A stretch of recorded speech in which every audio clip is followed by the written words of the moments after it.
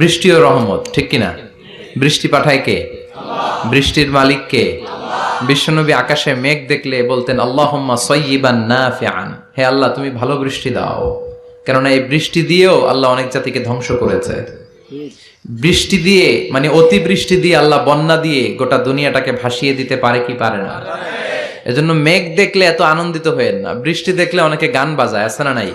এই বৃষ্টি ভেজা রাতে তুমি চলে যেও না, গান গায় না? না, আপনি আল্লাহর কাছে দোয়া করবেন আল্লাহুম্মা সাইয়্যিবান নাফিআন, আল্লাহ তুমি বরকতের বৃষ্টি দাও। আল্লাহুম্মা গাইসান মুগীসান মারিআন মুরিআন নাফিআন গায়রা দার। বিষ্ণুই পড়তেন আল্লাহ এই বৃষ্টিটা যেন উপকারী হয়, এই বৃষ্টি থেকে যেন ঘাস লতা পাতা কিছু পায়, এই বৃষ্টিটা যেন আমাদের জন্য বরকতময় হয়, যেন কল্যাণময় হয়, কোনো ক্ষতির কারণ যেন না হয়, তুমি কবুল করো। আমিন। আবার বেশি বৃষ্টি হলে বিষ্ণুনবী দোয়া করতেন আল্লাহুম্মা হাওয়ালাইনা ওয়ালা আলাইনা, আল্লাহ আমাদের এলাকায় আর বৃষ্টি দিও না, আমাদের চারিপাশে দাও। এই দোয়াগুলো পড়ার দরকার আছে না নাই? আল্লাহ যা বৃষ্টি দিবে এটা যেন আমাদের কল্যাণ হয়, আমরা পড়ি আমিন।